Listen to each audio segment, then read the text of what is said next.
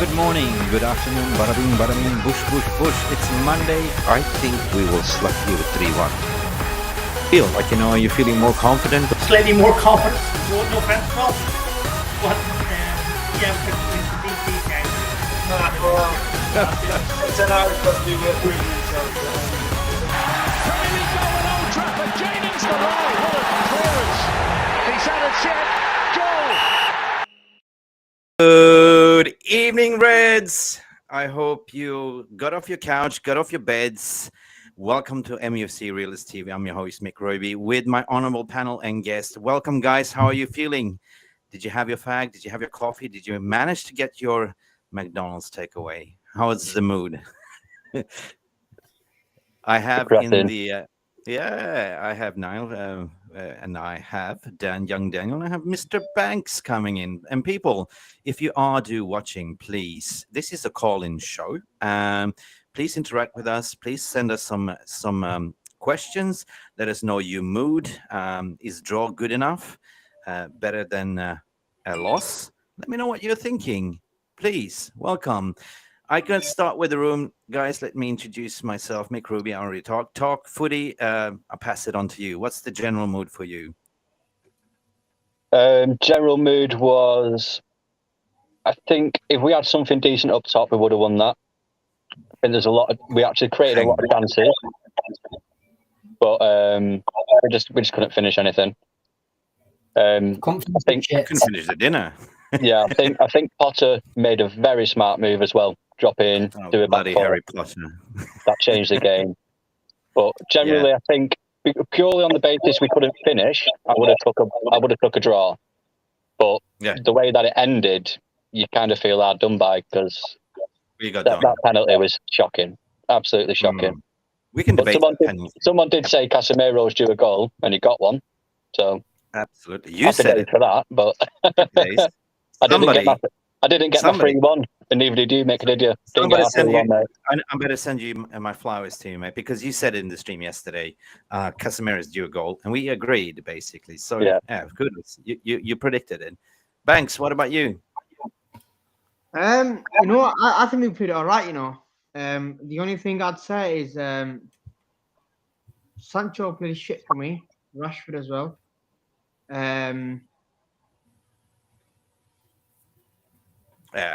We could have won.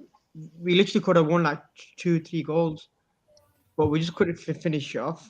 But Casemiro, fucking hell, he's something else, isn't he? The thing is about Casemiro, right? Like I've said this on my channel, I've said it on every other channel that I've been on, that Casemiro is more crucial to this Manchester United side than Eriksen is. And I said that you put or McTominay into Eriksen's position, that number 8 role, they can do that better than the number 6 role, because Casemiro is an absolute expert at it. And when it comes to Casemiro, that position can't be replaced, because Fred, I mean, you saw it with the penalty that was given. McTominay can't track his runner, so he's forced to grab onto that striker. So that was my frustration bit. So I know that if Casemiro got injured, we're absolutely fucked, to be honest, when it comes defensively. Yeah. Because to me, it was a game that no team should have won. It was a game that was simply the better team. As you know, I think it was just set up for a draw, to be honest. No team actually really challenged the defender at all. No one challenged each other, and I feel that the game was just basically in the midfield the entire half. It wasn't end to end, and shots that were taken were just pure chances. Rashford couldn't finish his dinner. Sancho was just stood like a scarecrow. Sancho, I call him, just doesn't fucking move. And it's just frustrating. I've literally recorded my video before, and just saying that Sancho. He hasn't had a standout man of the match performance since he's joined Manchester United. He's never been a standout player. And you know what? Send him back to Dortmund, because I don't want him anymore. I was happy when we got him. But again, it was another deal that was done too late. We got him 1.5 years after we should have got him. And all of a sudden, he's just never adapted to the Premier League. Sancho is a system player, and he's not built for a rebuild team. So he needs to be in a Manchester City where the team's already great, the link-up play is great, and he just frustrates me. He doesn't run at his defenders. He doesn't panic anyone. He just tries and keeps the ball at his feet and then tries and lays it off. But a little bit lethargic. Manchester United side, it's like I said, it's just very frustrating when it comes to Sancho. Yeah, it's frustrating. I think Ayush here sort of iterates what you're saying. He's kind of, as I said, Sancho contains poor attitude for ball, poor body language. It cost us the game. Not enough, not a creativity, not enough. Sorry, I'm dyslexic, mate. Creativity. Yeah, not enough creativity. Just passes too short. Yeah, in a way, I will have my say on that too, mate, because that was kind of a point that I wrote down on my note sheet. In general, like, I thought I think we deserved the win. I mean, first half we dominated. I mean, I tweeted that out. Like, we had the game, but we couldn't finish the dinner. It's clearly we need a striker. We need Martial to come back because Rashford is not a striker. He's a left winger. Sancho, we bought him to play on the right wing, so he's playing out of his position. I rather than see likes of Garnacho, there's more pacey in a natural left winger. Well, what we saw when Elanga came in playing with Shaw, it was more of an aggression, right? So fair play. Like, if you could pick somebody that was not, there was a bad performance, that was pretty much Sancho. I agree. But in general, like, when I look at performance, knowing that we broke Harry Potter's 5-run spell, like, from having clean sheets. So coming to the bridge, historically speaking, we always do a draw. I think they just got lucky because we had the game, but we just couldn't finish the dinner. We had many shots, but kudos to Casemiro, because he was due a goal, and boy did he fucking celebrate. Did you see that celebration? Yeah. Him and Bruno straight to the crowd. Yeah. Did you see the picture of Martinez? Yeah, he went in the crowd and celebrating with fans. Speaking about Martinez, oh my God! So Casemiro is on my talking point, and absolutely, I'm gonna take some chats here again from Avinash. Fatigue can be seen in the game today. Yeah, and how many viewers do we have tonight? Yeah, Avinash, basically, I was the reason why we were a little bit late. We had some technical problems. But at the same time, I was waiting for Erik ten Hag's interview. And Erik ten Hag mentioned that in his interview, that fatigue played a massive part. Like, of course, they played like Wednesday, right? Mentally fatigued. But what about Scott McTominay coming in 5 minutes into the game? See, I think Casemiro wouldn't have scored. We wouldn't have got a goal if Scott McTominay didn't give away that penalty. I don't think we would have got one. No, you think? Is it a penalty, though? Debatable. What do you guys think? I'd say yes on the apparent ruling of holding on and pulling in the area. So by the letter of the law, it happened with West Ham last week, and that wasn't given a penalty. No, I know that inconsistency is a different matter in it, and that's the problem. So, it should just be the letter of the law, and that's that. But there's so much inconsistency. Everybody's then going to argue it shouldn't have been because it wasn't in another game, or it should be because it wasn't a different game, and that's the problem with it. I mean, like I said, I don't think Casemiro would have scored or we would have scored if it weren't for that. But I think it would have been a draw either way. Yeah. I mean, talk football, I would say that Casemiro has, ever since he gained his spot as the CDM, we have totally changed the way we play. 100%. I'm just reading what Z15 writing, that the players have no passion. I don't know what it means to wear this. Oh, no, man. I mean, know that's this your guy opinion. as well. That is your opinion, and fair play. I mean, we're here to share the opinions. We are here to sort of... These players have no passion and don't know what it means to I don't know what... You're not watching last season, mate. I'm going to call you out there, right? Because I don't know if you're blind or something, but... I'm not being funny, right? Like, we're here to share opinions. If you saw Casemiro's goal, right, and you saw him banging his chest, I'm not going to say it because I don't want to sound racist. No, difference is there, Dan. I will interrupt on that. The difference is he's not a player that's been there. He's a new signing. He has that passion. most of the players we've got don't have that. I'll agree with. But when you've got the likes of Martinez jumping into the crowd, you've got the likes of Anthony like kissing his shirt every time he Again, scores. all new signings. Our original players don't have it. Sancho just like looks at his feet like literally dribbles like with his feet like that, and he's lazy. That's what I think he means. He means the original players don't have that passion and play for the shirt. The new ones definitely do. Maybe I mean, stated that all these players don't, so that's why I'm saying it. Yeah, fair enough. But we all have opinions, mate. That's what we're here for. Like, you know, if you think we have no passion, mate, and that's obviously completely that's it. Up to you. I mean, yeah. I mean, we do. I mean, I can sort of comment on that well, Z15, and thanks for contributing. This is all what we are about. Like, you know, football is seen through different eyes, definitely. But at the end of the day, I see a different Manchester United than we have seen for the past 6 years. So if we're going to talk about passion and application, then your opinion kind of falls off because the passion is there. We're playing as a team, right? We're defending as a team. You saw that. We were scintillating in the back. Anthony was tracking back. You know, where was freaking, what's his name? Duck ass. What's his name? Sterling. You know, Sterling. It's like a duck. Quacky ducky. Nowhere to be seen. Mason Mount, nowhere to be seen. Oh, duck ass, yeah. Duck ass, yeah. It was your accent in you notice as well. Yeah. The game started off with Martinez obviously bullying Mount, and then Mount was forced onto the other side. And then he tried Sterling on that side, and they couldn't do anything. So they put Aubameyang on that side. He literally Martinez pocketed every single person on that side for Chelsea. So they couldn't do anything about it. And I want to get onto Varane just to change the subjects. That I hope Varane's his injury isn't too severe, but the way he landed on it, and it looks like he's tore a ligament or something. Yeah, I agree. Well, I was saying that on my face, passion because Dan, that's passion because you saw how fucking pissed off he was, right? He was crying. He was crying. He's missing the World Cup. I agree with you, Dan. I said on the space that is a tendon on or an ACL ligament that he's done.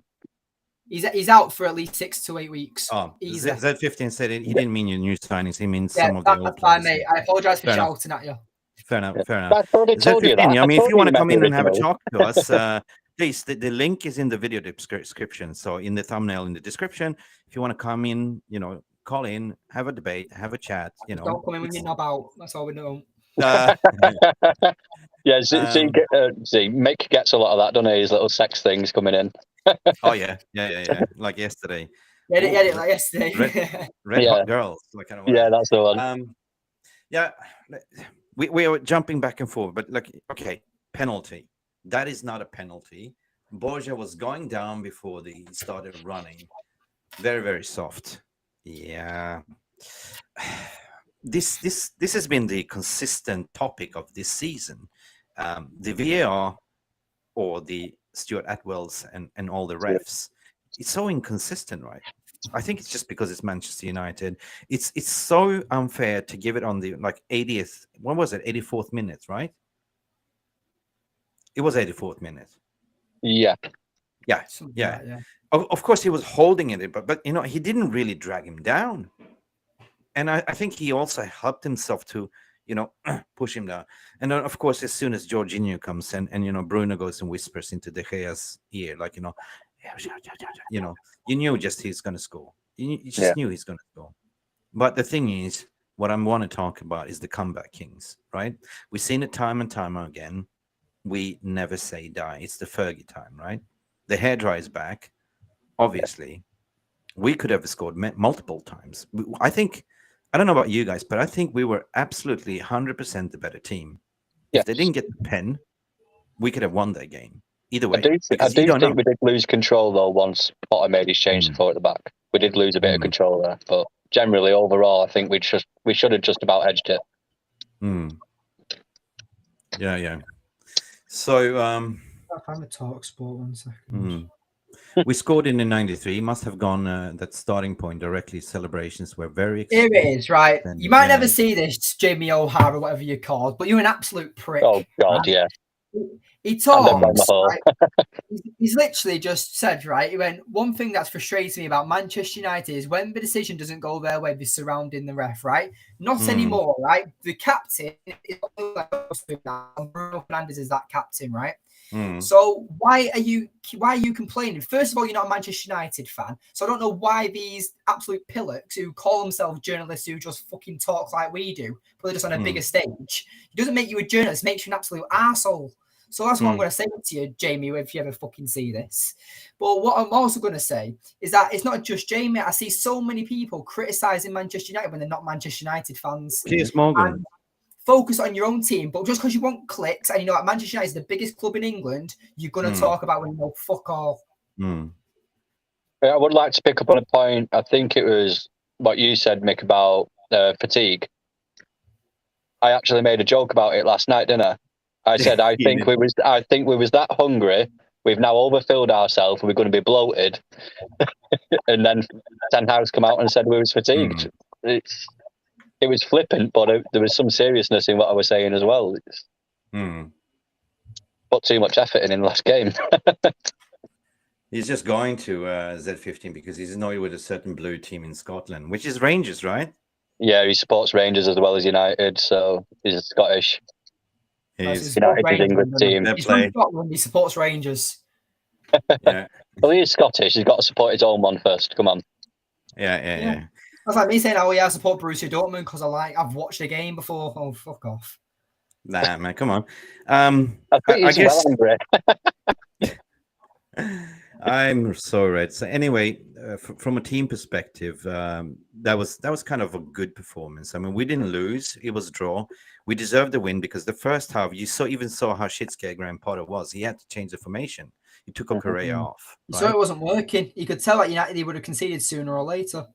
Even Anthony's miss was big in the first half. Absolutely. I think Anthony, I love Anthony, right? We missed that right winger for many, many years. Now we finally have the balance. Like, the only thing is what I'm missing Sancho to kick in, right?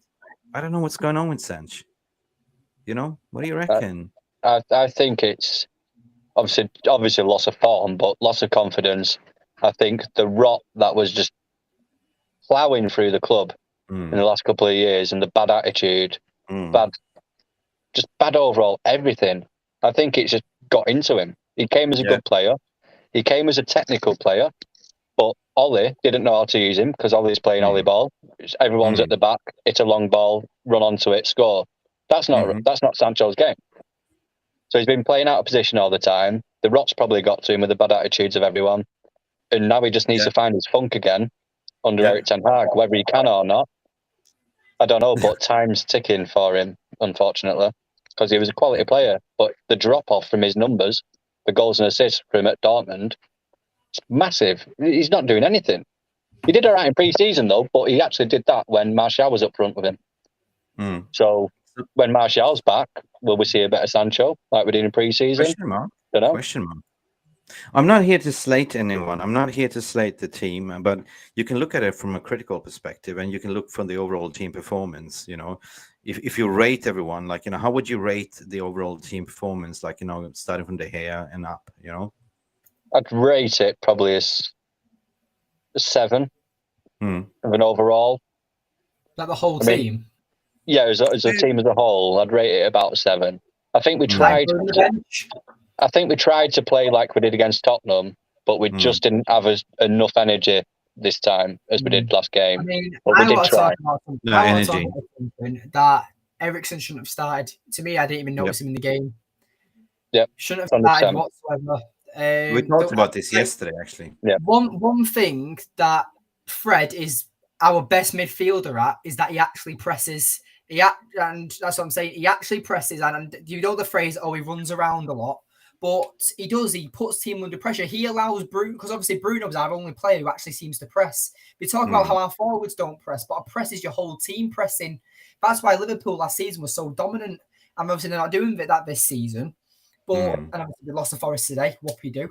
So, but Forest, I was celebrating. I just think that when Fred is starting minute 1 with Bruno and they both press together, they kind of create like a little triangle because they'll pair up with like Antony, Rashford, or Sancho, and it'll cause a triangle and they'll surround the player with the ball. And that's why I think that United really took apart Spurs on Wednesday night. that aggression and that drive. But Dan, don't you see the same patterns happen in the first half? Like, did Chelsea even have a sniff? They look like no. We were totally like I tweeted it. He's an absolute shithouse. He's a fraud. So that Dallo and Martinez just destroyed any attack that they had. Absolutely destroyed them. Yeah. No. Dallo, I mean, in the first 10, 15 minutes, I tweeted that, like, they look quite a little bit shaky and nervous. Dallo and Rashford were giving away, like, unnecessary passes. Like, Dallo has it in him. We've seen it, But as the game went on, Dallo became more and more confident. He was bombing forward. And actually, wow, he was quite good in the second half as well. Defensively, he went into beast mode, which he's done a couple of times this season under Ten Hag. He's been brilliant defensively on the odd few games. Yeah, if you can find that natural balance, he's going to be cracking. Main reason is some football players are more into such things that cause major damages to clubs. Depay, Lukaku, Sancho, Pogba, they focus more on wrapping them. Just look at their careers. And Jay Links with his clothing.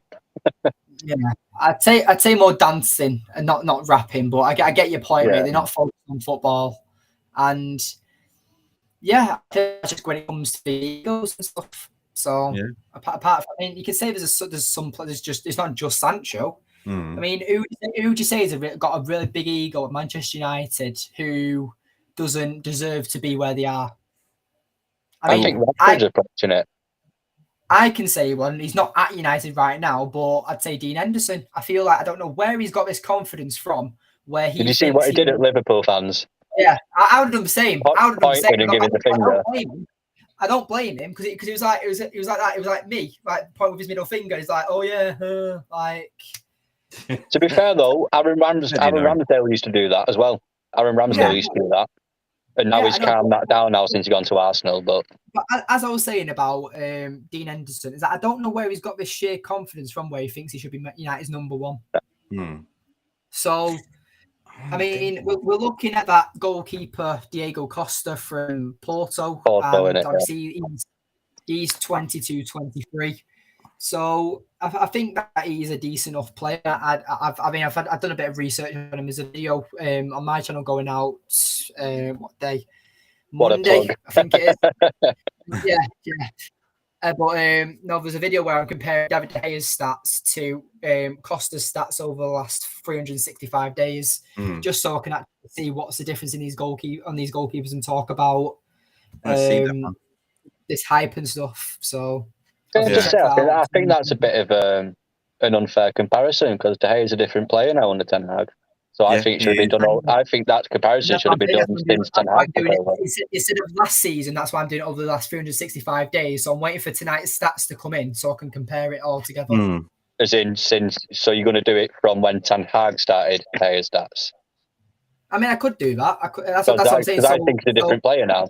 So I think it's unfair. I think it's unfair to use his stats from a manager that was counter-attacking and told him not to come off his line. And the back line was so deep he couldn't come off his line anyway. So exactly. I think you should do it the other way. Maybe that could be a video you could do yourself where you go deep diving into De Gea and how he's changed from last season to now. We can do it together. Talk about telling me to fuck off there. I'm busy. No. I'm just you know where I'm getting from though. He's been told to do different things now. But exactly. Hey, fraudster, how are you doing? Oscar, who are you talking to? Frodo? Who is the fraud? Fraud. How are you doing? What are you up to? You want to come on and say, want to explain yourself? Who is the fraud? Is he calling you a fraud because of the Frankie de Jong deal? Oh, fuck off. What are you doing on my stream then if you're calling me a fraud? Fuck off. No, we need the viewers.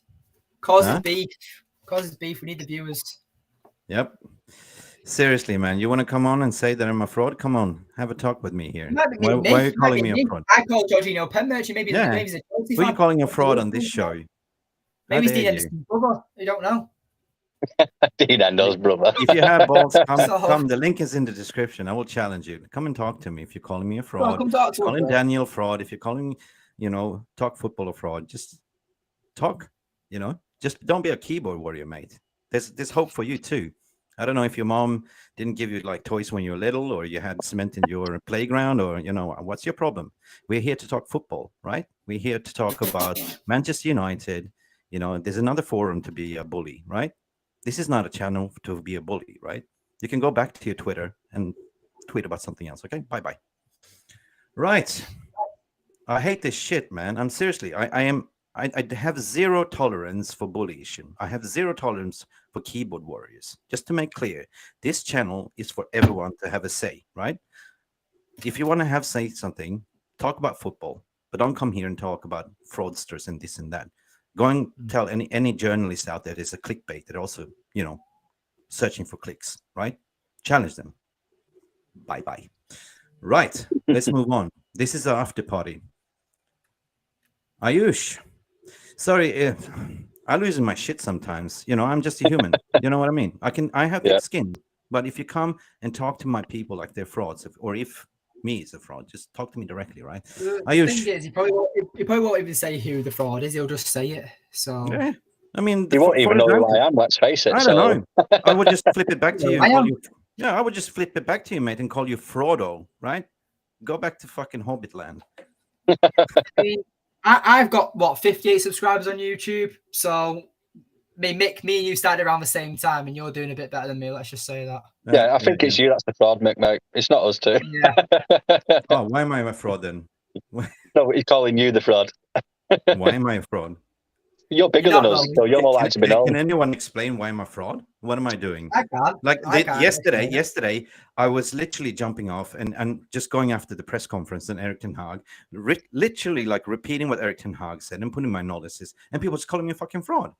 How is that possible? Am I lying? It just came out from the horse's mouth. Some people are fucking thick. Jesus Christ, man. Ayush. I think it's because Fabrizio Romano is the Lord and Savior, and he's the be all and end all. But even though he's a tapping merchant, he's worse than Erling Haaland. He's just recycling the news. He's just recycling the news like everyone else. Right? I've noticed a lot of reports come out, and then Fabrizio's tweeting it afterwards now. He's not the same guy anymore. I never claimed to be a tier 1 journalist, and I'm not a fucking tier 1 journalist. But here's the question. When it comes to Fabrizio Romano, I know we should be talking about the Manchester United and Chelsea game, but obviously we'll talk about it afterwards. But Fabrizio Romano, do you think because he's got such a high status now, he can't afford not to be wrong? Because if he 100%. does, then what do you think he's doing YouTube? Be right. Yep, 100%, mate. That is exactly. What do you think he's appearing on YouTube? He's taking 1,000 euros to pot for 20 minutes, right? He doesn't even do 20 minutes, does he? 20 minutes maximum. I don't even think he does that. he's absolutely balling in there. So yeah, he's laughing. News. No, I'm gonna move on to Mr. Gill's comment. Main reason why some football Mick likes Fabrizio, let's just say that. I want to move on from this. I'm here to talk football. Like, if you want to talk, there's another forum for. Yeah.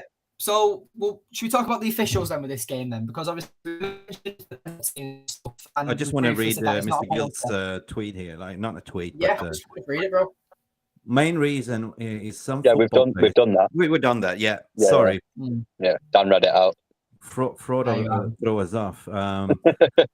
Somebody said I wanted Fred to score a hat trick today. Somebody wanted that too. Not just Fred. Yeah. Yeah. Can I just say I've got to take blame for Varane's injury as well? Because on my space I said, if Varane gets injured, we're screwed. 5 seconds later, he got injured. Well, we were talking about this yesterday. I was on Devil in the Details space for 5 minutes today, and somebody was saying that if Varane gets injured today, we're screwed. And what happens? So two of us have said it on different spaces, and that happened. No way. Don't even mention it then. No, we're not never again. Just say it on stream. Why are you texting it for? Because I want to talk. What the hell? Oh yeah, it's the girlfriend. It is the girlfriend. Does the kid deserve that new contract though? Does he? Yes, to me, yes.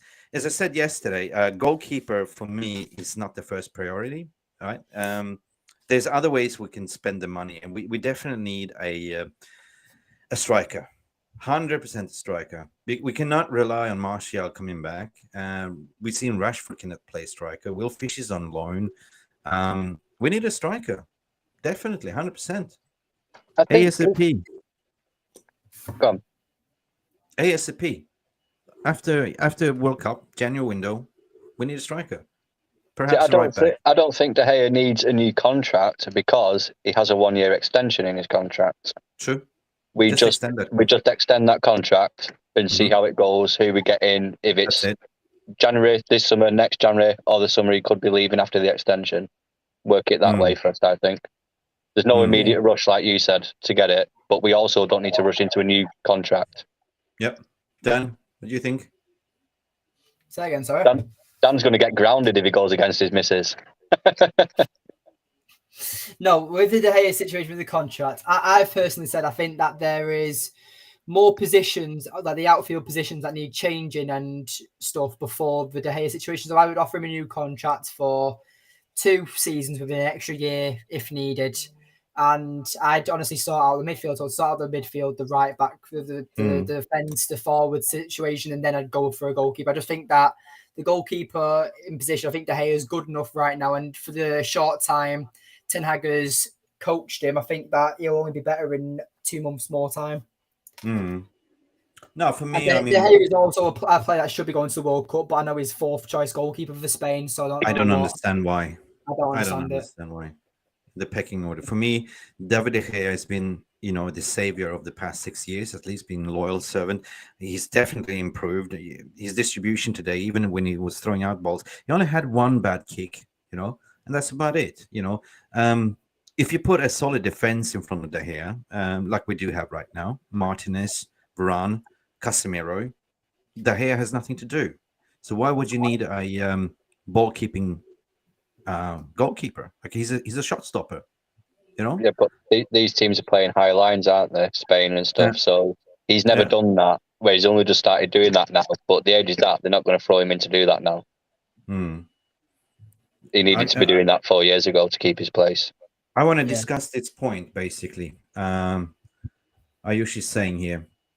In the first 11 games, we played with all the top 6, and we are 5th in the league. So now we have the easier run of games. Yep. Right. Yeah, I agree. That's it. I was calling relax, people. Relax. Yeah, I completely agree with you. Yeah, we've pretty much played every single hard team possible. I mean, Liverpool aren't that hard, are they, at the moment? I mean, Nottingham Forest are beating them. So the only one we got hammered by was actually City. Yeah. Yeah, but and that was only after Varane went off injured. Yeah, exactly. We conceded 1 goal, didn't we? But obviously that City scored an early goal. Well, they didn't look like scoring.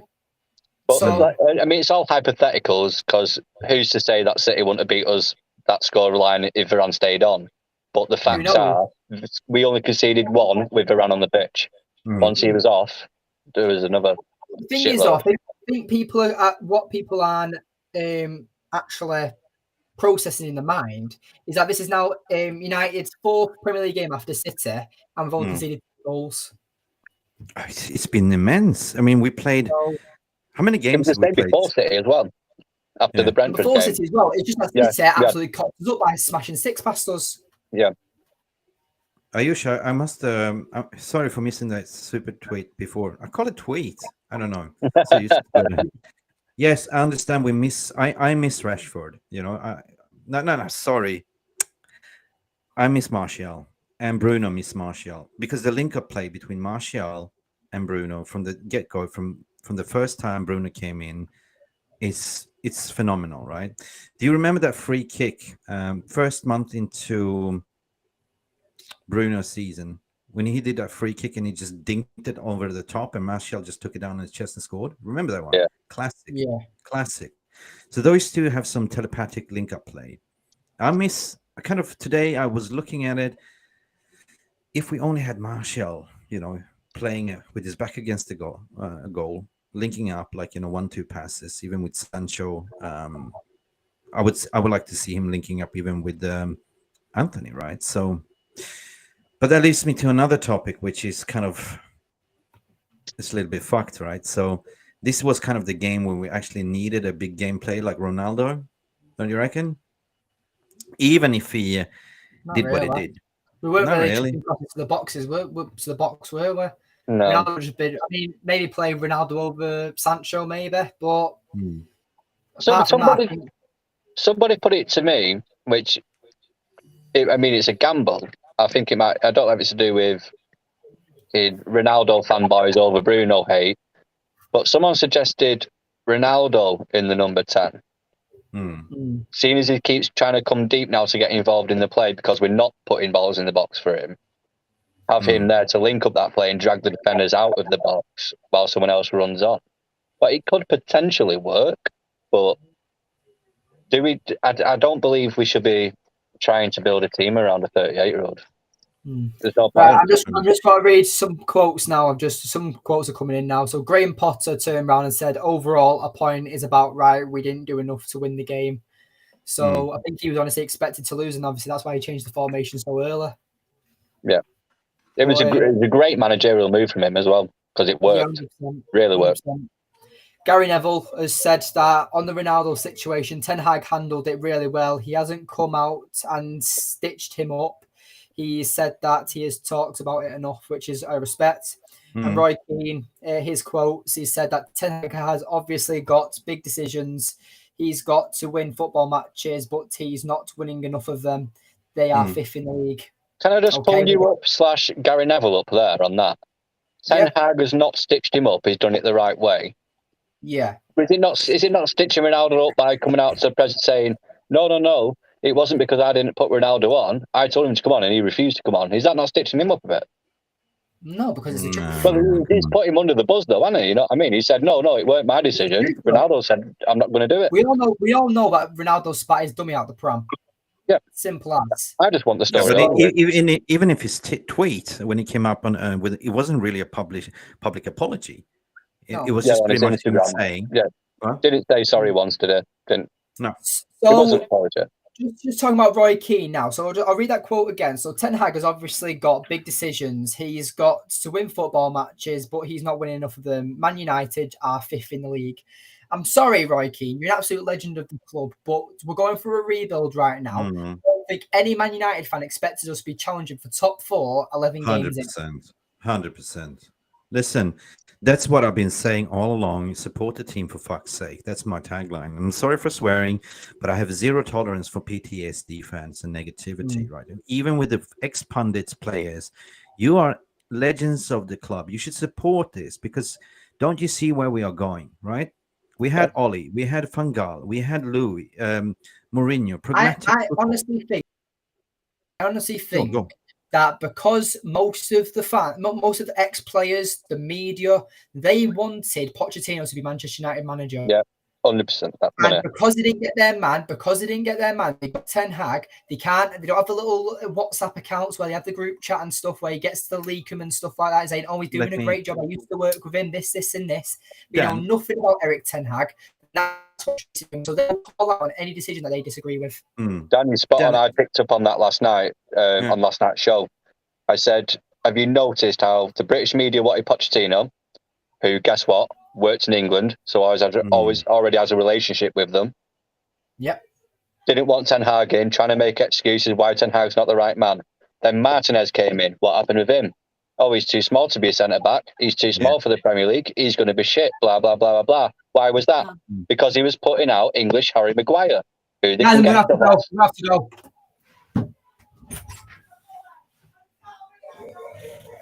Is it a fight? I think so.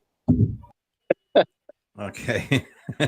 There's drama happening in the after party line. I just want to throw it back a little bit, to say that, negativity sells, of course. They're getting paid by Sky and BT to, being scripted to say certain things, right?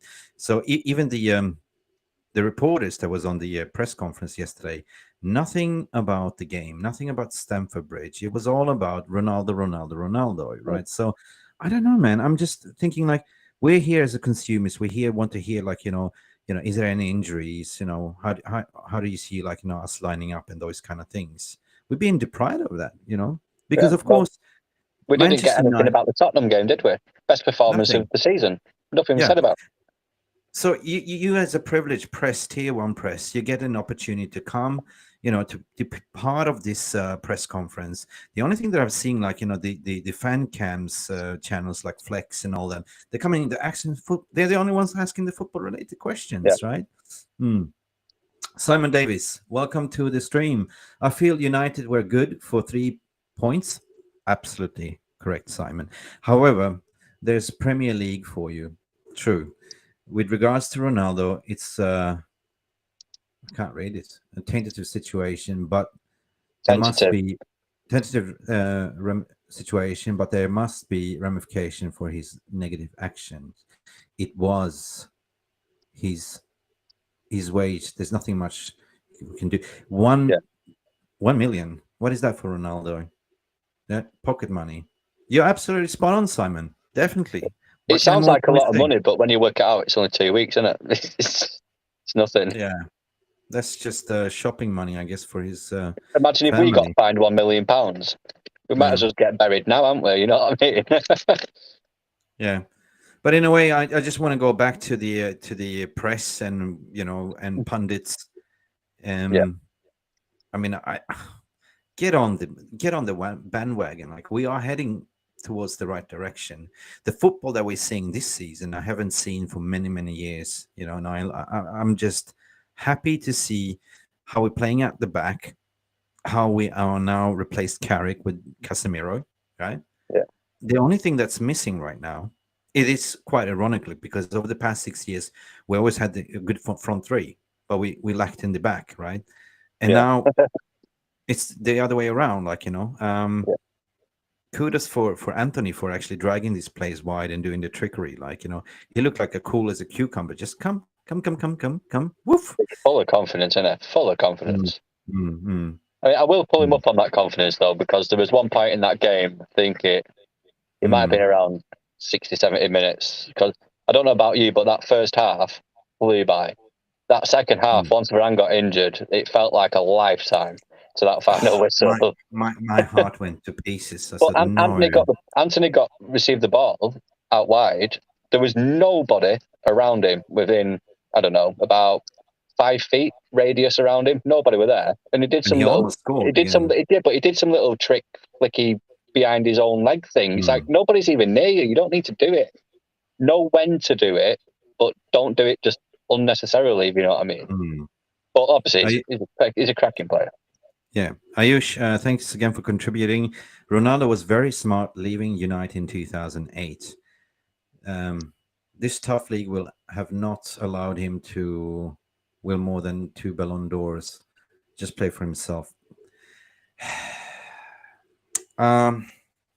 It comes to a point in your career when you have to realize that you surpassed your own physical ability as the years catches up with you. Your mind is there. You're competitive. Your ego is there, definitely. But I'm applauding Erik ten Hag, and I oppose tweets from Piers Morgan and the elite pundits to say, like, how can you do this? And I say, so what are you not going to do? What message are you going to say? You've been crying out for having a proper manager to actually punish, to reward a good performance, and to not reward, like, mediocre performances, right? So what is that you want? I don't understand. Either you're afraid that Manchester United is coming back again, right? Piers Morgan's and all of them. But you as an ex-player, you should be happy, right? You should be happy to see that the hairdryer is back, right? I love it. I love it. So he's not happy. He came out of the interview today. It's like he was happy with the overall. Like he said, like, we should have won this game, right? We had this game, but a point is a point. It was a very good game. He was very good, happy with this performance. But taking away that, coming back to Manchester tomorrow, he would assess the situation and said, this is not good. You saw it, like, he was sitting with this chalkboard, like it was a magnetic tactics board, wasn't it? Yeah. I saw that. I thought that is so much better than Ollie sat in the stands with a bloody iPad. I really loved seeing that. 100%. That was brilliant because he's showing it to McLaren and his other assistant, and he's right there next to them, giving it all that. Nobody's talking about McLaren. Yeah. Not just thinking, I know best. He's involving them and going, look at what I'm on about, and this is what we should be doing. Ayush, I'm also a fan of Rooney. Big up. He might be our best goal scorer, but I don't like the guy. Yeah, the thing is, we spoke about this yesterday. Nobody talks about the silent heroes behind the scenes, like McLaren. He was a brilliant number 2 to Sir Alex. And don't you think that McLaren has a big role to play, in advising Eric Ten Hag in terms of how should apply, in cultural values, like, And the ironic thing is, Steve McLaren was Ten Hag's boss. Ten Hag was the assistant of Steve McLaren before Ten Hag went to Bayern. I know the story. So I saw the interview. I'm just going to say this flippantly, but maybe Ten Hag learned from Steve McLaren. I saw the interview. I think her daughter did the interview with McLaren just before he got the job. So it was quite funny. The daughter was interviewing the father, and congratulating when he got the dog. And he was talking about, he used to be the boss of Eric. And he said back then, Eric was sort of, he was a hardworking man. Like, he took notes of everything, and he was questioning. Was it at 20? That he was the assistant to McLaren? Yeah, significant. Oh my God, what happened to young Daniel? There was a neighbor fight, maybe. Just be concerned there. Well, he did say that the family was drunk, so maybe it's the family fire. Oh my God. Friday night. No, it's Saturday night. Where's Banks gone?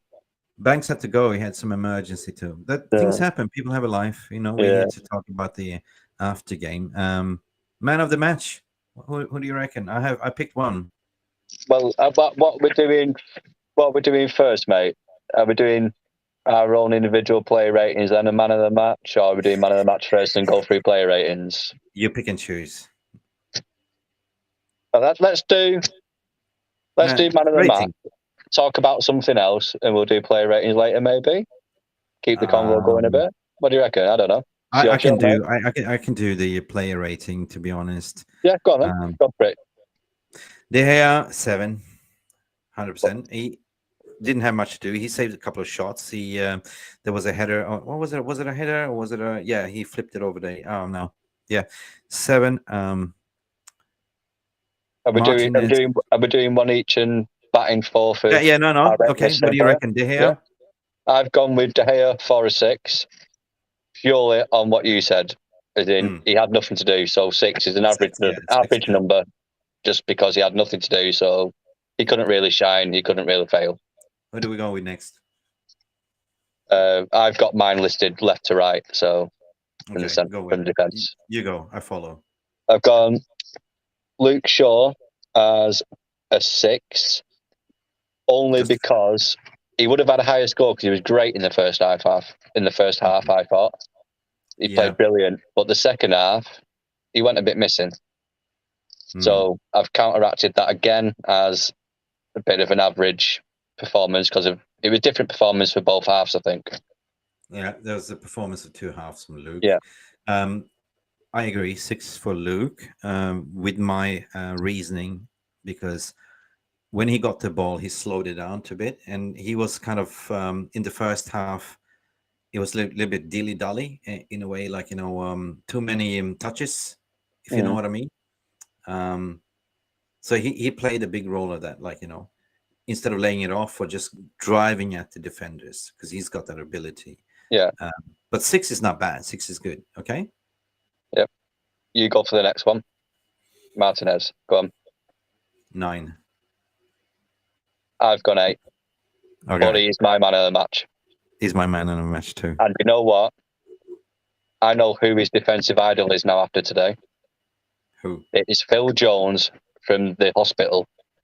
Because that header he did was Phil Jones' header, mate, wasn't it? When he just threw himself in front of that. That's a Polaroid picture I had too. Like, he threw himself. I think every United fan just saw Phil Jones when he did that. Yeah, amazing. But no, he was brilliant again. He's mine. Okay, I put a star on my man of the match for him, actually. To be honest, Varane, I went 7.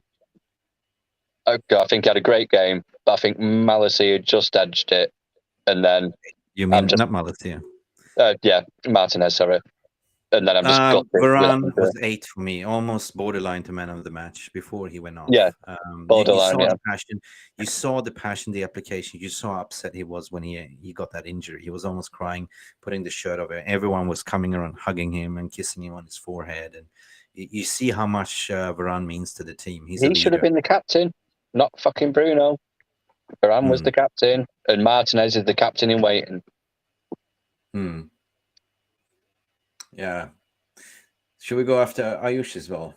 Yeah, Rashford. go for Irish. All right, let's go. Rashford 2. Sancho 9. Minus 99. Minus 99.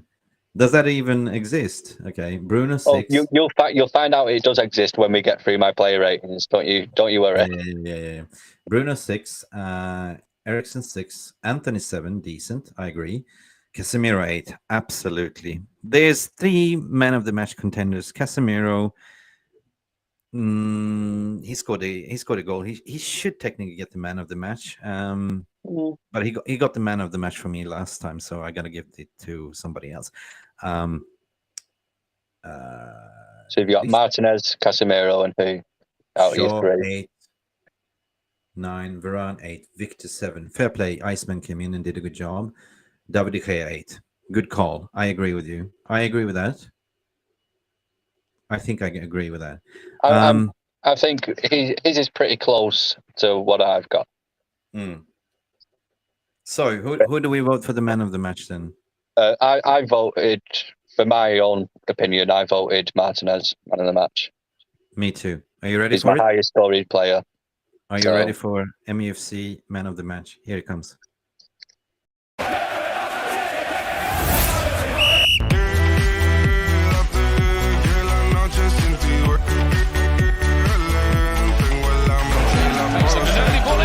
Brilliant piece of defending by Martinez.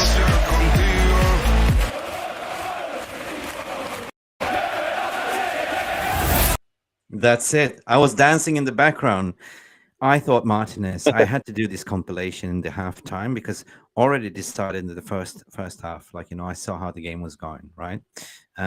He totally bossed it. And he's so confident on the ball, putting it forward as well. The through ball passes that he did.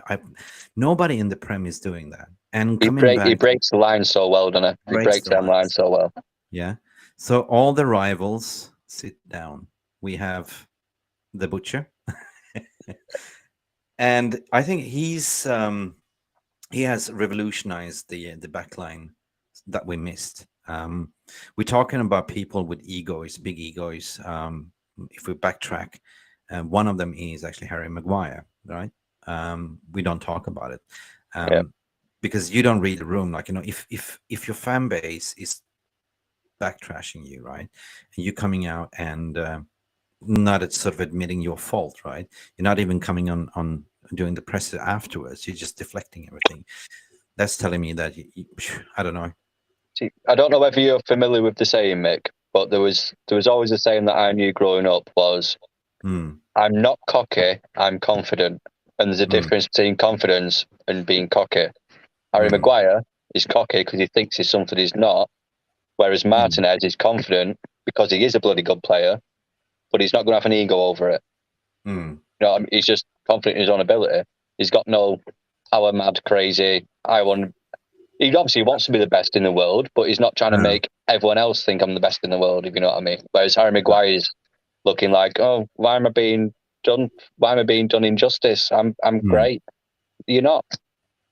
Ayush, am I missing something? Am I missing this? Who is Isha? Is that Lisandro Martinez? Yeah, Licha, yeah. Licha. That's the nickname. Yeah. Fair play. Yeah. So we all got it right.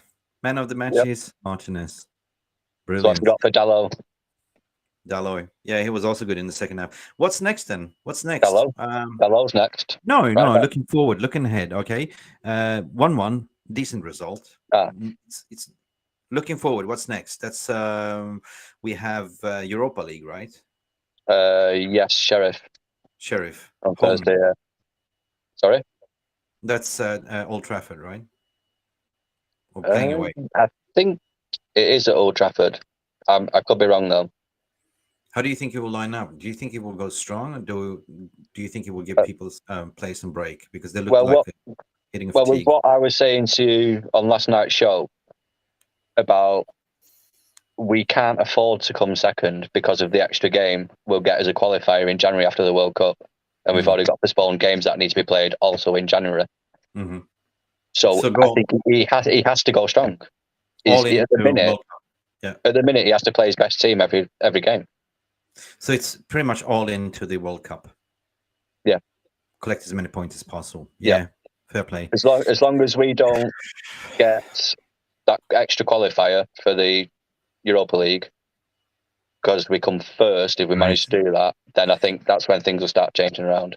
Guys, let's pray for Varane. Let's hope he's okay. All right. My thoughts are going to Varane. There's a World Cup coming. Let's hope it's not a serious injury. I think that's why he was crying. I think he knows he's out of the World Cup.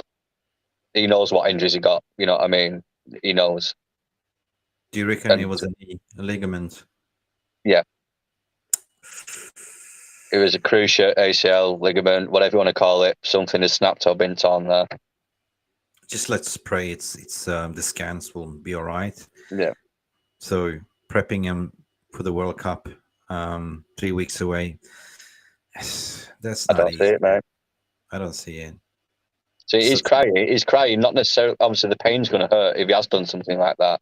But he's crying as well because he's a professional. He's a footballer. He knows what an injury feels like. He knows what he's done before the medical team's got to him. He's crying because he's missing that World Cup. Yeah. And that says it's a bad injury. Such a damn shame. That's such a damn shame. I mean, he's a fully fit Varane, finally, right? And forming the partnership with Martinez. You've seen what a difference it made, and it's so bad luck. It wasn't even because of a foul, though, was it? He just overstretched and his knee just buckled under him.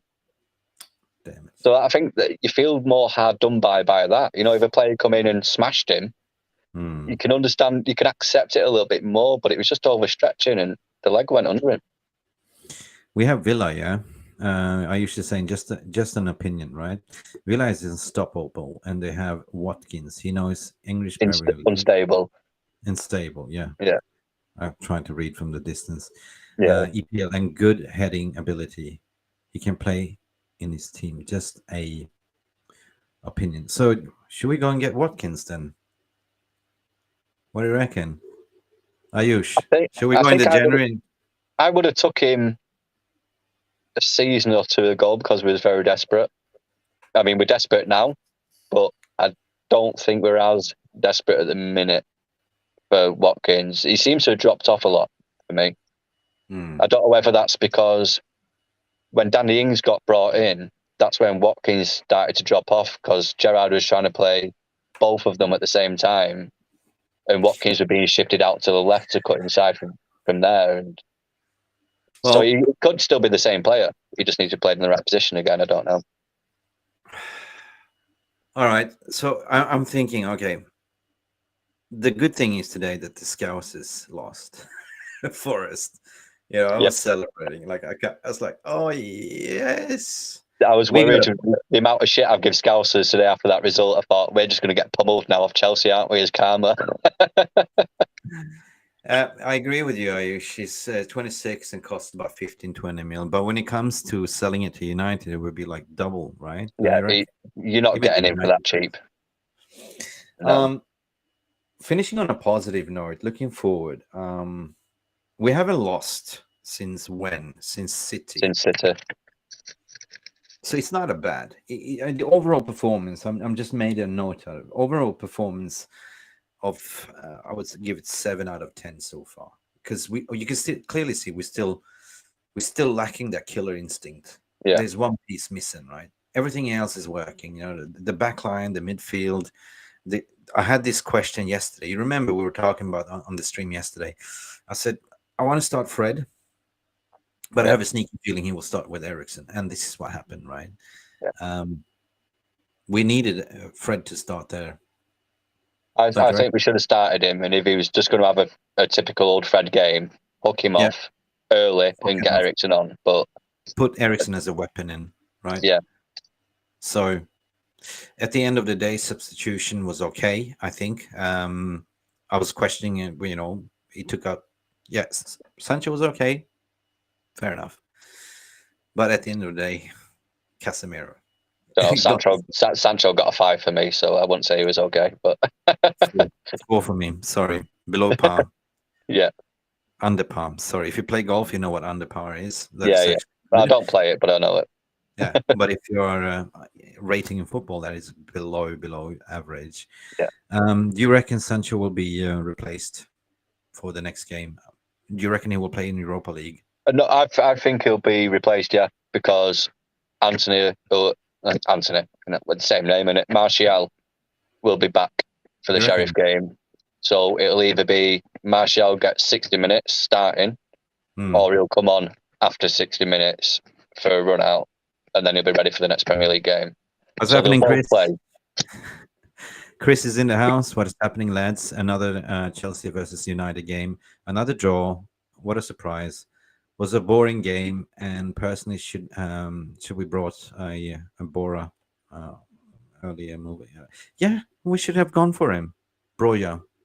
I don't know, Chris, everyone, the mood is good. I think a draw is a good result. I mean, historically speaking, Chris, if you look at the fixtures that we have at the Bridge, it's always been a draw, hasn't it? Right. So, and the fact is that Potter has we've broken his clean sheet five in a row, so it's not a bad result. But in general speaking, I thought we were the better team in the first and second half.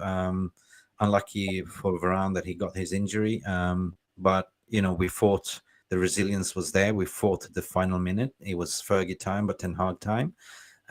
Typically, we've seen this so many times. I mean, at least 3 times in the Prem so far, coming the add-on times that we actually score a goal. So, coming away with a point, I'm more than happy than coming away with a draw. That's my fair assessment, Chris. What's yours? No comment, because he was the guy that inboxed me as soon as they got that draw. He DM'd me straight away. But no, you're all right, Chris. I hope you're doing well, mate. Like I said, it was a good game. Fair result for me. We have a stable minefield. We just lack depth. Luke Bruno play in the right wing. At the end, we needed 2-3 attacking players. Absolutely. So the question is, who could have been brought in? Garnacho, is he ready? He's still a kid. I would like to see Garnacho given a chance in the Europa League. I would like to see Iqbal to get a chance, give some players a rest. But knowing Ten Hag, he's probably going all in, and he wants to win the group. And I agree, But do you mind repeating the question? Because I didn't catch that. Sorry? Do you mind repeating the question? Because I didn't catch what you said there. What did I say? No, what Arush said. What was it? Okay. We got a stable midfield. Yeah. With its lack of depth. Look, Bruno played right wing at the end. Right. We need 2-3 attacking players, absolutely. But that's what I was saying then. Who should we have brought in? I mean, we got in Elanga.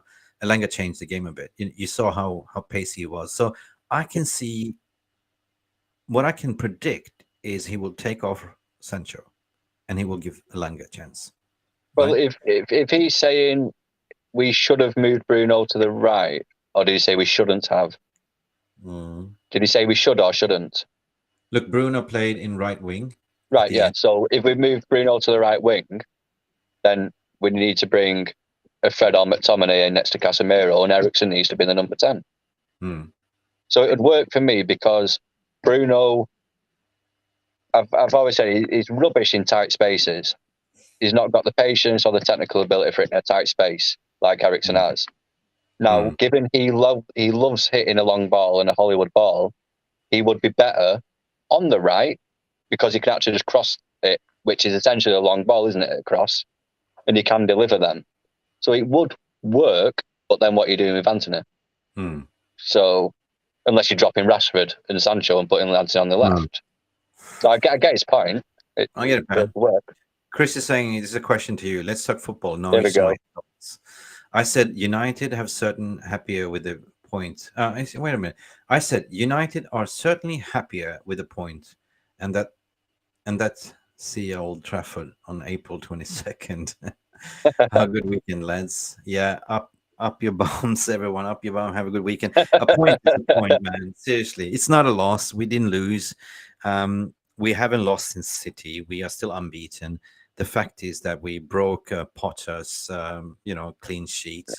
But So I think we won that until Potter changed and went to a back four. That's where the game changed, and then after that, a draw's a fair result. Draw is a fair. Even Potter said, we shouldn't have won the game. A draw is, according to my assessment, a fair result. He said it, to be honest.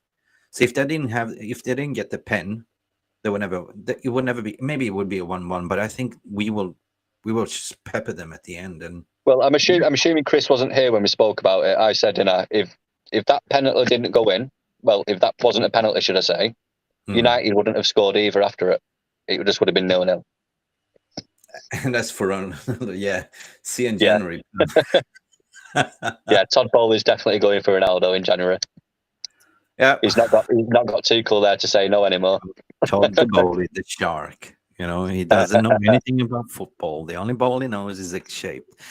Todd was played over the whole transfer window. He went everywhere. Mate, at least he knows what he wants and he goes and gets it, unlike our owners. So we got to give him that. They seek him there. They seek him everywhere. Where is he, Todd Bowley? Scalle Pimpinel.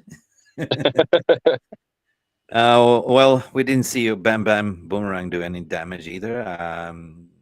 Quacky Ducky didn't do anything either. Sterling, I call him Quacky Ducky. I was surprised by the Sterling one because I said last night, and I thought if anyone's going to do something, it'll be Sterling.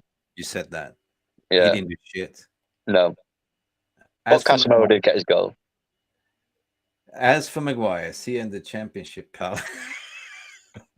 So I tell you what, if any championship team wants him, come and get him. Who wants him? We got hard done. 80 mil. Mate, he's going to play again now, though, because like I said, Varane's going to be out for weeks. Yeah. Ayush was saying Erik ten Hag was serious about Ajax. Sent Brody. Broby, yeah. He's really good. Yeah, Broby. We're talking about Broby. I don't know. What about ping pong? What's his name? Ping pong. Ping pong. You got that from me last night, yeah. Ping pong. Ping pong. Yeah. As a right back, is it? Yeah, but Broby's a striker, though, isn't it? That's who he's on about. I think Erik ten Hag will go for a Dutch striker. I think it will be either Broby or it will be the other chap. Gakpo. Gakpo, yeah. I think both would be realistic for him, to be honest, because Gakpo, like we were saying last night, is more of a winger, but he can cover up top if needs to. He does like Broby, and Broby wants to come to United, but it seems that the noise has dropped off a bit about that. But I think that low wing is still in the background.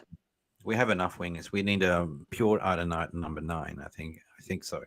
Chris was saying there's been a statement about homophobic chants, for there's no time for it in football. Yeah, it's true. This is the Middle Ages. Football is for everyone, and line has been crossed. Yeah, 100%. This is what I've been saying, Chris. Like, football is for the people, right? It's not for the corporates. It's not for the super leagues. Football is a way for us to escape. It's the 90 minutes that we get on a Saturday, Wednesday, Thursday, whatever. It's the time when you take off from your family, your screaming kids, your wife, and it's the time for you to be like, this is my time, right? This is the time for you to sit in your man cave, to watch and enjoy your team, right? So there's no room for bullishism. There's no room for elitism. There's so much fickleness in our fan base in Twitter. There's so much player FCF XYZ. There was one guy that came in before, and I said, look, you support the team, you support the club, you support the bag, but don't come with this agenda, like, flip-flopping. Bruno was shit, this was shit. Like, okay, you can apply the criticism, cool. But at the end of the day, like, you support the club, thick and thin. That's United for you, right? If you can't see what Erik ten Hag is doing, then you have no business in talking. You know what I mean? Because at the end of the day, I understand you're a consumer of the game. You want to be entertained, right? But if you don't get your favorite player to click or play, or don't throw your toys out of the pram. I'm here looking at from that perspective, Chris, and let talk football. This time of the year, I recognize it's a rebuild. This is the third rebuild. The fans cried out for it. Now we have a board. I wouldn't say board, but we have football making decision people. Just interrupt though. He's on about homophobia. Yeah, being homophobia. chanted out from I'm just ranting. Yeah. And stuff. Yeah, no. I don't want to bring it to Chelsea, but I'm going to, just because Chris is a Chelsea fan, and I know it's happened in the past. I remember Chelsea fans. I think it was Drogba. It might have been a different black player. But they're praising him one week, and then the next week they was doing monkey chants to him. Like this is your club's player. You support him. You've been cheering him on. You cheer when he scores, and then just because he has a bad game, you're being racist and throwing racial abuse about the stadium. Now it was never right in the olden days anyway. But in the olden days, it was more just men orientated. It was just men that went to the games, and it wasn't right then. But now it's a family game. There's kids there that are listening to this. Kids hear this, and then kids go and say it at home. Whether it's racism or homophobic, it's being said in front of children, and lots of them, and it's being broadcast across the world in front of children, in front of TVs as well. Yeah, I mean, it's how you stop it. I mean, that's my point, and I agree what you're saying, and I echo what you're saying, and I'm saying that these are human beings. You judge the player by the performance of the pitch, but whatever that person does personally, that is that player's privacy. Don't go and chant. One day you support Rashford and Saka and everything. As soon as they miss the penalty, they're fucking racist. You know what I mean? I mean, I will say on one thing on that. Obviously, there's going to be a lot of white people that was racist towards Rashford, Saka, and stuff that missed the penalties. But there was a find as well that a lot of that racism towards them did come from black people themselves as well. Now, I don't know whether that's a thing, because you'll know in songs, won't you? In rap songs, they call themselves a certain word. But if somebody else says it, it's wrong. So I don't know whether they've just said that thinking it's okay or not. But you know what? There's always that minority. What Chris is saying, this ruining the enjoyment of football, right? You enjoy the victory, even if you're a Chelsea supporter or Liverpool supporter, whatever. The ball is round, and you enjoy it until the referee blows. It's gravity. What comes up goes down. But there's always some negative minority on social media that has to just have an opinion. I mean, so someone on a certain channel that you know of said a few days ago about gay people in football. And he made a good point on it. Was statistically, it's like 1 in 10 or 1 in 20 people are gay. 1 in 10, 1 in 20 men are gay. Now look at how many footballers there are in the Premier League, let alone the world. You're not telling me none of them are gay. I don't know who he is. I don't care. But this is no. But he was saying you're not telling me none of them are gay, and he's right. Because of course there are statistically football players. Some of them have to be gay. But they won't come out because of what Chris is saying, the homophobic chants and stuff like that. They don't feel comfortable to do it. But even if you look at women's football, for instance, I mean, not to be that, but there's a high percentage of lesbian. Yeah, I'm not allowed to say that, but nobody's talking about that. But as soon as this men football, if somebody's a poof or something, then some of the fans are on them. So what difference does it make? It's a football player.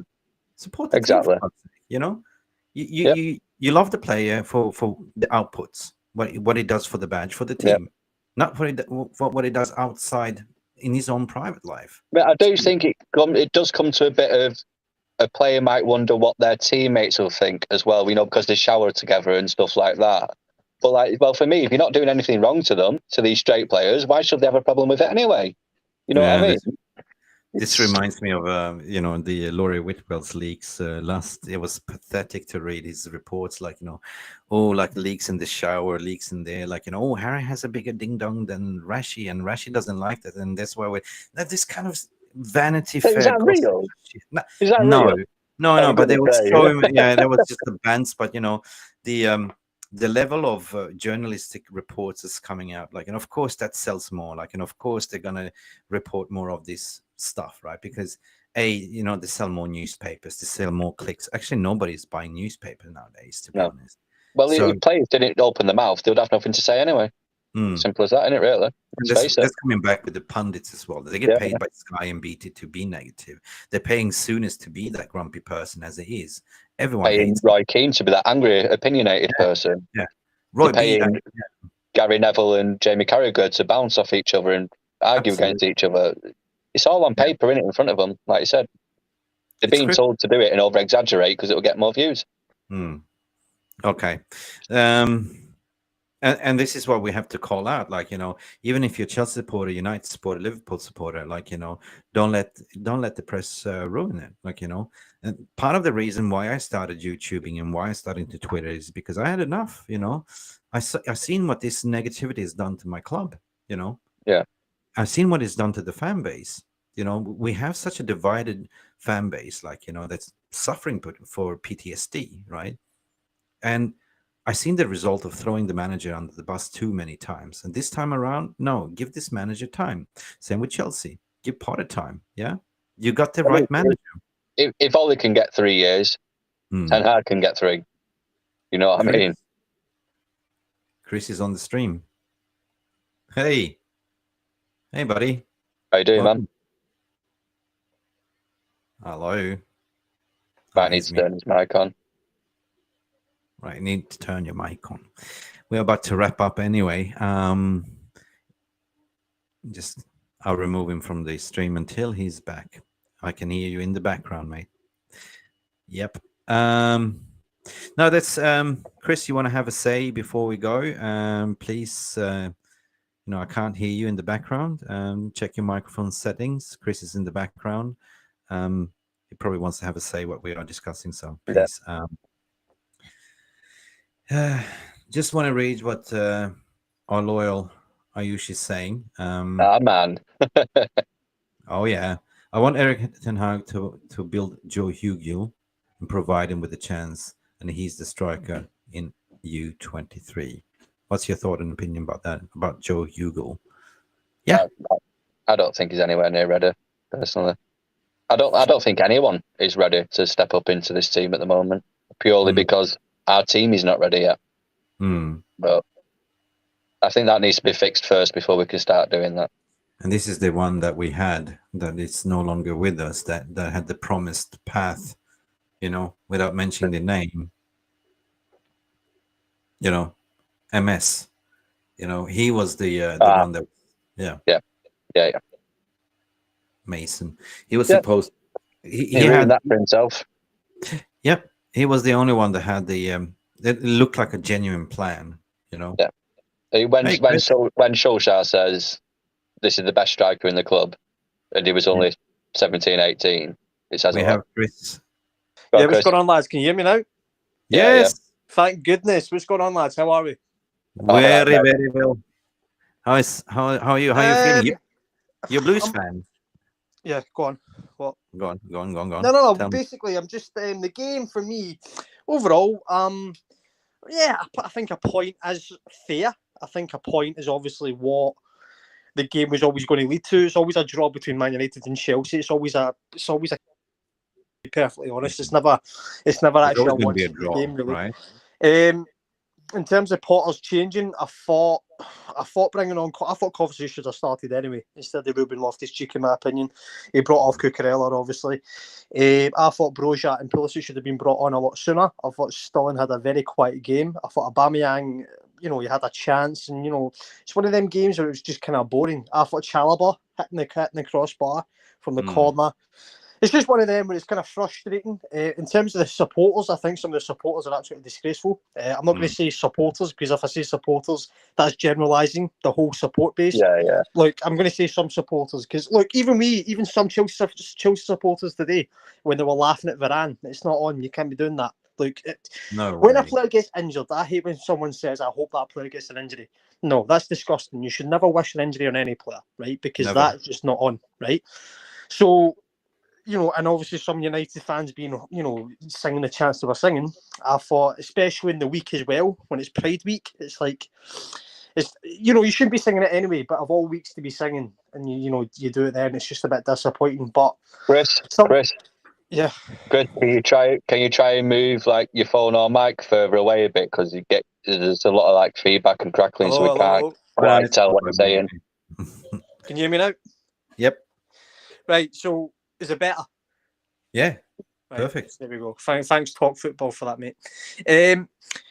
No, just in terms of it's just disappointing, and something needs to be done. Premier League's going to release a statement, and it'll just continue to happen until it affects UEFA's pockets, FIFA's pockets, the Premier League's pockets, the FA's pockets. Nothing's going to be done about it. Right? Nothing's going to be done about it. There's still going to be a minority that's going to spoil it for the majority, and sadly, some of them, like for example, the Hillsborough chants that City fans were singing at Anfield, that is generalising. That's going to ruin it for the majority of City fans, even though they don't really have much fans City. It's going to ruin it for the majority for them. So it's just frustrating, lads. But a point, I think, as I say, is a fair result, and we move on, and we do our thing. I think overall, after the game's finished and everyone's calmed down, like you said, it's a fair result. It is what it is. Although we see the game from different lenses, of course, I thought if it wasn't for the pen, I thought Manchester United, according to the stats, were the better team. Of course, you had some spells in the second half when they actually switched to 4 in the back, when we kind of switched off a bit. But it was at the end of the day what Graham Potter was saying in the interview afterwards, post-match. He said, he also said what you said, Chris. 1 point was fair. Was the fair result. Coming back to another point, which is Qatar World Cup coming up. They take zero tolerance for alcohol. They're not even allowing people to buy beer in the stadium. So I think that alcohol also plays. I like a drink, yeah, but I go to watch a game, and of course, if you get on the piss, you start chanting certain things, right? You get influenced, don't you? Yeah, but I think also by the crowd, and then drink as well. Mix it together. But I think also though, if you can't handle it, don't do better. it. You know what I mean? If you can't handle it, don't do it. I mean, I everyone likes a drink now and again. If you want to drink, drink. Sure. Yes, we do. But if you're going to drink, behave yourself, innit? Don't be. Yeah. But I don't see a solution. I don't see how can you screen? You can't screen to let people in. You can't discriminate. I know you can't go, can you? How do you feel? Have you got a ticket? Are you racist? Are you homophobic? Yeah. You just say no, don't you? You're in. There's no way Here's a to do it. questionnaire. Tick. You can't scan it. It's not that you have a QR code on your forehead and you can scan it. Oh, you're homophobic and you cannot come in. I tell you what, mate. The way that the Glazers are going, making United and Old Trafford fans into a prison camp, they might be able to suss that out and be able to do that soon. All right, looking forward. From a Chelsea perspective, you're happy, right, Chris? Happy in terms of the start that Potter's made. If you were to tell me that we were going to be in this run of, Kepa looking unbelievable and whatever else, sure. Wow. I wouldn't have believed you. I wouldn't have believed you because the jury's still out on Potter, in my perspective. I mean, for me, Kepa's risen from the dead all of a sudden. Yeah, I mean, he looks like a totally different person. But that all stems from a fresh start. For me, we still need to see how Potter's going to handle pressure because, look, let's face it, he's been at Brighton. He's not had any pressure at Brighton. He's been at Austin. He's not had any. That's not me slagging him off. That's just me being realistic. He's not done it. He's not handled pressure. And these players, I've seen it time and time again, some of these players like to throw managers under the bus. And if they've done it to a club legend like Frank Lampard and a Champions League winner like Tuchel, they're going to do it to Graham Potter. So it's all about how he's going to handle the pressure, how he handles the egos. But so far, so good. We're just taking it game by game. We're not like Arsenal planning parades in September when we won the league in September, apparently. So we just do our thing, we move on and we push on. But I think what he did today, Chris, was a good sign, though, as in his tactical knowledge. Because he changed that, he knew it wasn't working. He went to back 4, and bam, the game changed. I have a lot of respect. So you've got to give him that. At least he's smart enough. Now, whether he can handle the pressure or not, he's noticed his mistake and he's rectified it. Yeah, but also can I just say as well, Mick and Talk Football. It's not just alcohol people are taking at football now as well. People are taking a lot of other substances, sadly, and it's starting to. And plus, can I just say about the World Cup as well? Yes, you can drink, but you're going to get idiots that are going to try and smuggle substances into the country, Good luck. Good luck. Good luck. You get death penalty. Yeah. I used to live in UAE and I used to work in Saudi as well, so I know. I have a very close friend of mine that got lifetime in prison. He got a death sentence as well, but he sat in prison 5 years, and then Sheikh Mohammed released him as out of mercy. There's going to be a lot of arrests. There, you don't bring drugs into those countries. Don't play around. No. Don't risk your freedom for a bit of fun. Simple as that. True. Regarding Chelsea, I want to ask you something. Right, I find it very interesting. Over the summer, I was looking.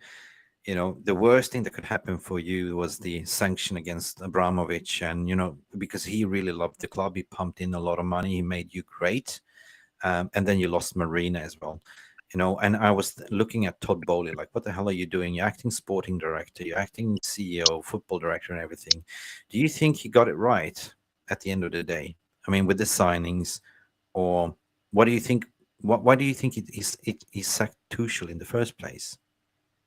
First of all, to speak about Abramovich, it was a difficult time for the club. It was a difficult time be a difficult time for most clubs. Obviously, for me, he's the best owner that will ever happen to football in terms of the investment, in terms of not wanting anything back, in terms of just basically treating a club like a toy and not expect. But now, obviously, you look at owners now; they obviously want to make profits and only. Well, I mean, in the Glazers' case, they only pay what they make back. They don't actually put their hands in their pockets. So it's a bit disappointing in that case, because football clubs are livelihoods at the end of the day. In terms of Bowley, I think it's self-explanatory that it was going to happen.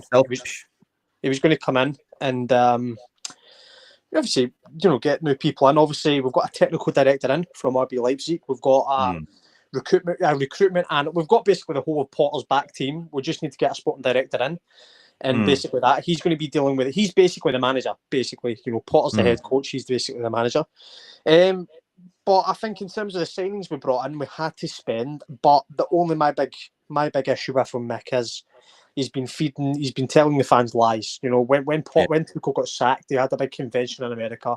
He got asked about Tuchel, and they basically said that Tuchel's vision wasn't in line with his. Okay, so if that's the case, there was a big argument. Apparently, Tuchel had a big issue with the pre-season in America. Blah blah blah blah blah.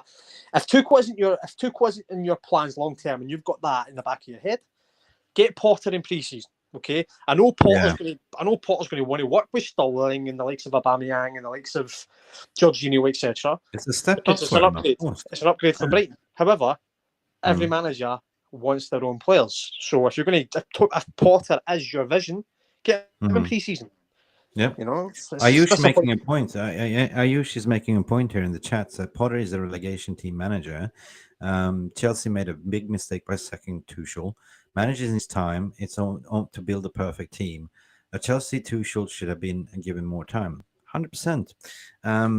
But the thing is that there was a change of ownership. I saw Todd Bowley as an inexperienced, learning on the job, and he's trying to make a statement. I am the sporting director, I'm an interim CEO, I'm everything, right? So he was traveling up and down in Europe, trying to sign players. But, at the end of the day, it was a shock that he actually sacked Tuchel. And the plan was to say, the reports were coming in, whatever Tuchel wanted, sanctioned, they were buying, right? And I think he, at one point, he even wanted to buy Ronaldo, and Tuchel said no, right? So yeah. So that seemed to be the final line, didn't it? But I think that's true. I know hindsight is a wonderful thing, but I think that in the long run, I think Tuchel's been proven right, because I know it's a different situation in terms of where the clubs are, in terms of what the situation in terms of the club's progress, but I mean, look at Ronaldo's attitude now. He's storming off, driving out stadiums, so it's proven to be Tuchel was right in that decision. Personally, I still think Ronaldo will end up at Chelsea. He'll be at Chelsea in January. I know that for a fact. Bowley will go for him. How the fuck can you sign Romelu Lukaku and loan him out and let him gloat in fucking Inter? You buy him from Inter, you loan him up after 1 year. What the fuck is that? I'm sorry. That's just the way it went. I mean, end of the day, Lukaku was never going to work anyway. As soon as he done that interview with Sky Italy, I'm sorry, Lukaku can't be that. That can't be that. That's an ego. That is an ego that we are glad as a Manchester United supporter, because Ollie came out and say there's a bad apple, right? He got rid of him, right? We sold him, and you lot bought him for 100 mil. Used him for one season, didn't work. Loaned him out. Yeah, but then at the end of the day, it could still work because he's going to come back. If Inter don't want to buy it, because Inter's got financial issues. If as I say, it's all about fresh starts. He's going to come back. Yeah. People wanting Kepa out the door. Look how he's performing now. So we see. Look, if Lukaku comes back, sure. But at the end of the day, Chelsea fans don't have short memories. If he thinks he can come straight back in and people are going to forget the interview that he done with Sky Italy, no one's going to. What's the word? Can I just pick up on something Mick said there, Chris? You said Ollie got rid of Lukaku because he had an ego and he didn't like his attitude. So in theory, when was Ronaldo signed? Who was in charge? That was not an Ollie signing. That was a Glazer signing. It was a Glazer signing. So do you think Ronaldo... And Ronaldo to Chelsea would have been a Bowley signing. He's a new owner. He wanted a big superstar marquee name to put his foot on the ground and go, look at me, we can get the best players if we want them. And Tuchel didn't want it, so Tuchel got the axe. And like you said, I think they'll be back in for him again in January. 100%. It'll be a loan or whatever. Is this his last contract or something? Lukaku has more albums than goals. So does Memphis Depay as well, to be fair. Yeah. It's funny. That's Maybe we were music after as career. well. We were after him as well. Memphis Depay. No, we were after okay. him. Looking forward then for Chelsea and United. I mean, we have Europa League. You guys have Champions League. There's 3 weeks left of World Cup. How do you see it, Chris? Where do you think you will finish off the first half of the season as a Chelsea supporter? And how do you think United will finish? Okay, well, in terms of Chelsea, we needed to bounce back. Obviously, the disappointing game against Zagreb, the disappointing draw against Salzburg, and then we obviously smashed Milan back to back. We had to bounce back. I'm confident we'll get out of the group. If we don't get out of the group at this stage, then I just want to finish bottom of the group. I don't want to play Europa League football. We've been in the competition twice in our history. We've won it twice. It's a bang average competition, and it's a competition that big clubs should not be in. You know what I mean? It's just Europa League football is just not for me. So I reckon finishing this half of the season, I reckon we'll finish top of the group. And we're just taking it game by game. You know, can we win the league? Yes. Will we win the league? I'm not going to say we're going to win the league because I'm not an Arsenal fan. I'm not delusional. I'm realistic, and we just need to take it game by game. You know, we just need to take it game by game. In terms of Man United, I reckon if you just take it game by game. I mean, yeah, you'll finish top of your group. I would imagine the situation where Ronaldo's done. I reckon that's him. There's no going back. There's no going back for him. And Martial was looking decent. Rashford is looking okay. So he just needs to finish his chances. Anthony, I always said, was a good signing for Man United. Casemiro is looking like a warrior. So Man United will be fine. I mean, as I say, we'll be fine. Yeah, the way I see it with Ronaldo's situation is that you invite all your good mates to a good party. Everyone is in good mood. Everyone is drinking. Everyone is happy. There's always one person that will spoil the whole party, right? And that is, I compare it to Cristiano Ronaldo. I don't see it happening. I see him gone, right? I'm seeing gone in January.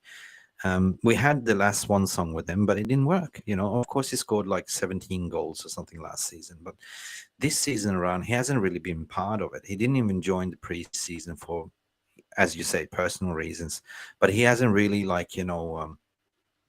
he looked like a man that's not bothered, right? And then he applies this application on social media that I'm all for the team to support my teammates. But at the end of the day, you didn't even say, I'm sorry, right?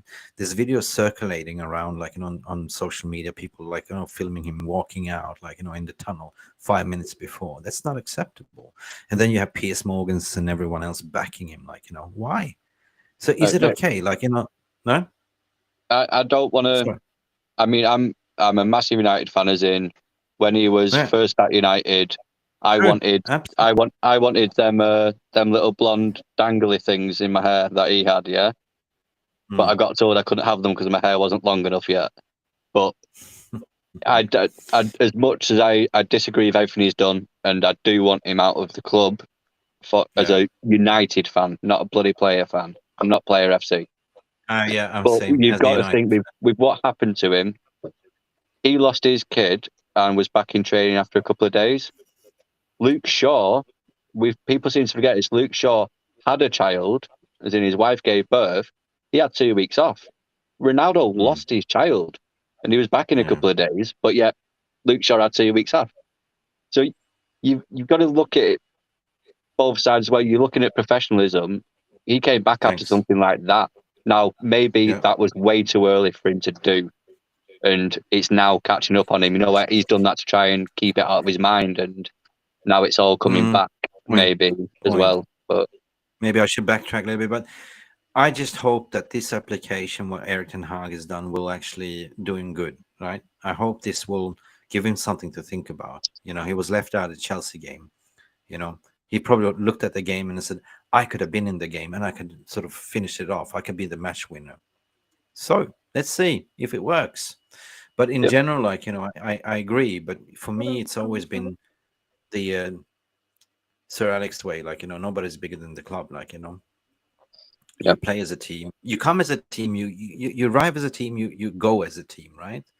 And that's it. You know, like I said, I don't condone what he's done. I just wanted to make that point as he's had a lot of shit going on. Oh yeah. Listen, at the end of the day, it was a good game. I didn't see it as boring. I thought it was quite an interesting game. There was moments in the second half when I was getting, whoa, what's going on? And they're getting grip of the midfield, right? There was never a pen, or you can discuss if it was a pen or not. But I'm sure Chris will. Yeah, but you just don't grab a player like, you know, clear and obvious. Like, you know, you don't. I think it was a penalty, but for me, obviously, end of the day, McTominay needs to be smarter there. And at the end of the day, in today's modern football, you know, as soon as if you literally put your hand on a player, he's going to go down. You don't give a player that opportunity to do that. McTominay done that. So, as I said to you, Chris, if McTominay didn't come on that pitch, there wouldn't have been a penalty. But also, if there wasn't a penalty, Casemiro wouldn't have scored. We wouldn't have scored. So it would have been a draw anyway for me, regardless. Well, people, I think I'm going to close the shop. It's getting close to 11 where I'm sitting in Sweden at the moment. So I think it's family time now. My divorce papers is probably sitting on the kitchen table to be signed. It's still there from last night, Mick, yeah. Yeah, still waiting for the signature. So she give you a chance then? No, many chances in life. You know what I mean? Yeah, you know, I love my football, but family comes first. And my wife has been feeling neglected lately. And cheers for joining in as well, Chris, man. Cheers. No worries, guys. No worries. Great to have another opinion from another club, actually. Really, first time. It's great to have that. Yeah, but I'm still gassed over Liverpool, like losing against Nottingham Forest.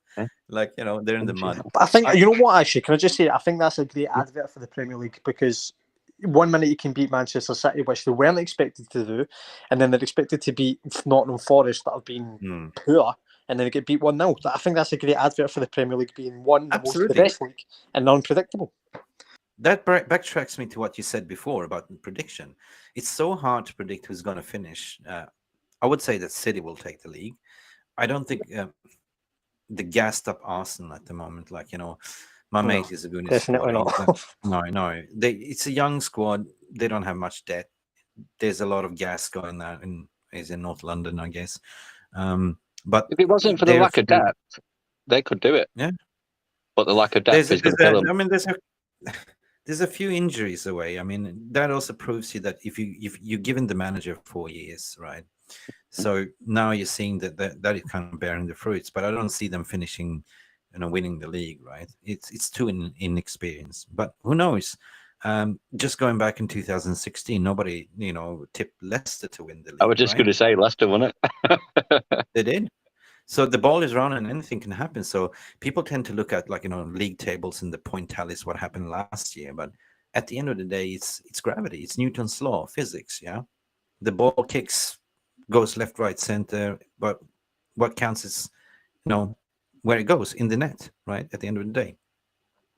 So having to set that, the comeback spirit that we did today, like, in the 90 minutes, like, to get that ball over the line behind Kepa by Casemiro was scintillating. That was a fair result. Like, sorry, Chris, I was screaming. I was running around like naked in my backyard. Like, yes. Can I just ask Chris something on that? Because I'm going to assume he wasn't tuned in when we first started talking about that goal with Casemiro. Do you think, Chris, if it wasn't Kepa in goal, do you think he would have kept that out because of his reach if it was a bigger keeper? Probably, but then again, I don't think. I think if Mendy was in goal, we would have lost the game, because I think Mendy's been. I'm not necessarily saying Mendy instead of, but if you just had a different keeper was taller than. I mean, Mendy's got a better reach, but for me overall, I think it's just one of them things. I mean, I've seen a lot of people give Kepa stick. It's poor, because at the end of the day, no keeper. He's been brilliant. He's been brilliant the last few games, Kepa, mate. I told Mick about it last night. He didn't know. Yeah. He didn't know that Kepa was even in goal. I used to call him the last few games. And I said, yes, he is. And he's kept a 0-0 draw the last couple of games, or kept a clean sheet to win it. Yeah. So we saw a little bit about Kepa's a little bit of a mistake. That little fiddly ball that went, it went to a corner. Yeah. I used to call him biscuit fingers, like Kit Kat. But anyway, but to say, to talk football, I mean, at the end of the day, if Mendy was in goal today, we would have lost the game. Yeah. Because he's been shocking this season, Mendy. My point was more on would he have kept it out if it was a taller keeper? But if Mendy was in goal, then you probably would have lost the game anyway. But you lot need to go to the I think Petr Cech would have kept that out, mate, to be fair. Petr Cech probably would have kept that out as well. Yeah. I think you lot need to go and buy more centre backs, because you have an aging centre back line now. Koulibaly, 33, Silva, 37, 38. So, yeah. Aspilicueta is still there as well, isn't he? He's over 30. What's he about? He's about 32. Yeah, that should have been his last season. He should have went in the summer. And then in the midfield as well, Chris. Chris, in the midfield as well. You've got Kante, injured, who's old. Is it one of them's older than the other? I think it's Jorginho's older than Kovacic, isn't it? But so Jorginho's about 31. Kovacic is approaching 30, is it? You've Basically, got a big rebuild. I think what Chelsea need, backup right back to Reece James. We need 2 new midfielders. We need another centre back. And I mean, I don't know if we'll go for a striker, but I mean, Ronaldo's coming in January anyway. So Ronaldo, come in, pal. Welcome, Cristiano. Come on in. Yep. Let's face it. We're both on a rebuild, United and City, United and Chelsea have both got a big rebuild for different reasons. Yours is age-related, and the massive difference in whether that rebuild will happen or not is you've got Todd Bowley that'll just go, there you go, whereas our owners go, but we can't sell blah, blah, because there's 80 million on our balance sheet, and we don't want to spend any money. Going to pay the wages. Your guy will just go, bam, bam, bam, we need this, so here it is. So you'll achieve it quicker than us. Listen, at the end of the day, we love this game, right? I think it will be a massive January window, summer window. This even talks about De Jong. I think Chelsea will also go try to hijack De Jong. It's going to be interesting, because you need midfielders, right? So the midfield's a big issue for me. A lot of teams need midfielders at the minute. The question Liverpool.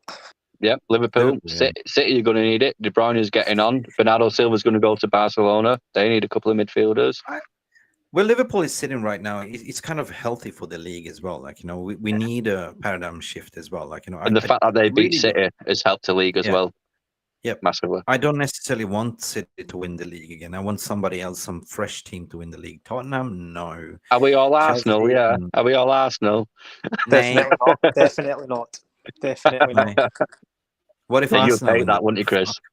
I absolutely hate Arsenal. You know that. I hate Either way you flip it around, nothing is good. I don't want Arsenal to win the league. I don't want Liverpool to win the league. City, they don't have any fan base, so they don't really hurt me at all. Brentford massive. Winning the league. Brentford. Look at Brighton. guys. Get Brighton in there. Go on. Brighton, yeah. Imagine that Potter leaves to Chelsea to a bigger club and fucking Brighton win the league. Listen, we're going to end this stream. It's been a pleasure to have you here. It was a great display of football. We enjoyed the game. At the end of the day, we're still 1 point behind Chelsea. I believe that you guys have 1 game ahead of us, right? We have one game. Yeah, I think so. Sorry. Who correct, Chris? No, I think we're still. Yeah. So basically, we are 20. We're on 21 points. So beware. We will catch you, Chris. Yeah. We're right behind you. Bring it on. Bring it on. Bring it on. All right, guys. Thank you so much. Enjoy your Saturday. Go back. Enjoy your families. Have some dinner. Yep, I need to get my kid to bed now. Yeah, it wasn't winner chicken dinner today. It was an equal draw, so we share the dinner today. It was turkey. Fucking boring. It was turkey. Thank you, people, for watching. Please like and subscribe, and thank you, Chris, for coming on. And anytime, guys. Anytime. Cheers. Enjoy your weekend. Bye. See you later, Chris. See ya.